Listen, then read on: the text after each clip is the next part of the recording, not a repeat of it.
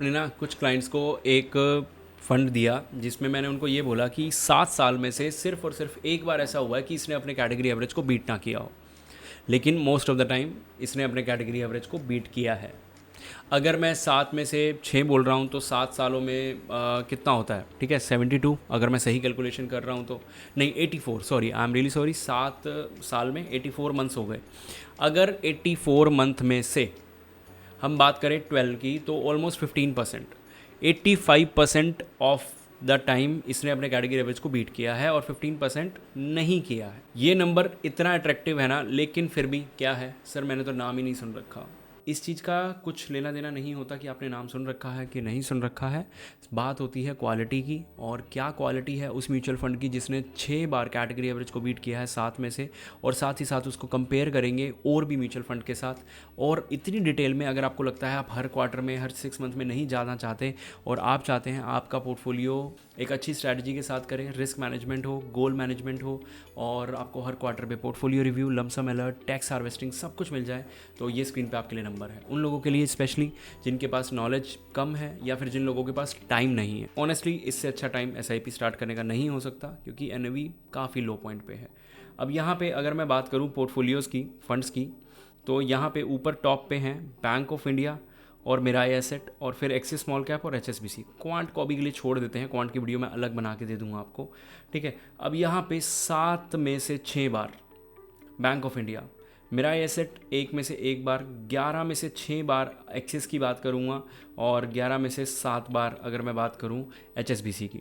तो कहीं ना कहीं एक्सिस बेटर रहा है, सॉरी, एचएसबीसी बेटर रहा है एक्सिस से। और एक्सिस के बारे में एक चीज़ सुन के जाना, और वो चीज़ सिर्फ एक्सिस के बारे में नहीं है, आपका नज़रिया चेंज हो जाएगा पोर्टफोलियो में अपने म्यूचुअल फंड को रखने से लेकर, कि म्यूचुअल फंड में कहाँ चेंजेस करने हैं, कहाँ नहीं करने हैं, सब चीज़ों को लेकर। तो यहाँ पे मिराई एसेट अभी 1 ईयर हम मान के तो चल रहे हैं, लेकिन कंप्लीट 1 ईयर हुआ नहीं है, तो इसको कैटेगरी एवरेज को बीट किया नहीं किया मुझे नहीं पता। और स्टार्टिंग बहुत इजी होती है, तो इसलिए स्टार्टिंग में 3 मंथ्स में सबको बीट कर रहा है, 6 मंथ में सबको बीट कर रहा है। अगर आप शॉर्ट टर्म के लिए रखना चाहते हैं, 1-2 साल के लिए, 2.5 साल के लिए, तो मिराई एसेट एक चॉइस हो सकती है, लेकिन ये आपका डिसीजन है। मेरा काम है सिर्फ एजुकेशनल कंटेंट बनाना।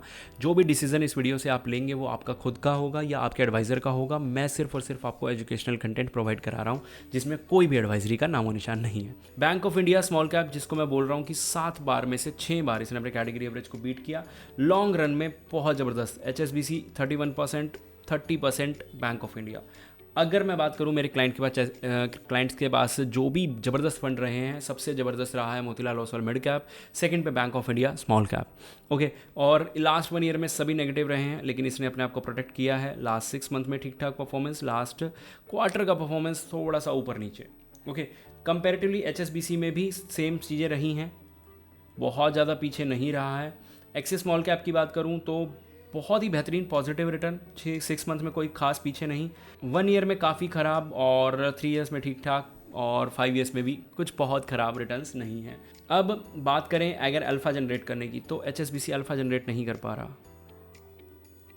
अब आप कहोगे कि भाई ऊपर रिटर्न्स दिख रहे हैं और नीचे अल्फ़ा जनरेट नहीं हो रहा है, ऐसा क्यों है? यहाँ पे अगर आपको ये नंबर 31% दिख रहा है, तो आपके पोर्टफोलियो में अल्फ़ा, अगर मैं बोल रहा हूँ, तो अगर अल्फ़ा ही 0.5% है और इधर अल्फ़ा 2 है, तो इधर के रिटर्न्स कम होंगे, क्योंकि ये अपनी कैटेगरी एवरेज को बार बार बीट नहीं कर पा रहा, अपने बेंचमार्क को अच्छे से बीट नहीं कर पा रहा। लेकिन हाँ, स्टैंडर्ड डेविएशन बराबर है, जनरली फ़र्क होता है, लेकिन यहाँ फ़र्क नहीं है। बीटा भी बहुत ही बराबर है, शार्पे ठीक ठाक है, इनका ख़राब है, 1 से भी नीचे है, इसका सबसे बेटर है अगर मैं जो कंपेयर कर रहा हूँ उसमें से। अगर हम बात करें तो यहाँ पे भी हमें फिर से फाइनेंशियल भर भर के मिलता है, ये ऊपर फाइनेंशियल, ये इधर इधर, लेकिन बैंक ऑफ इंडिया में आप इससे नहीं बच सकते।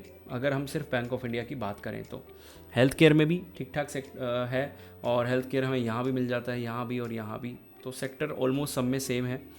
थोड़ा सा और नीचे जाऊँ, यहाँ पे हम देखेंगे कि इसमें 1000 रुपये की एसआईपी और लमसम अलाउड है। लमसम अब सब में अलाउड हो गया है, क्योंकि लोग कम डाल रहे हैं, लमसम इन सब में अलाउड है। और आप इनमें से किसी भी फंड की डिटेल वीडियो देखना चाहते हैं तो हमें कमेंट करके बता सकते हैं।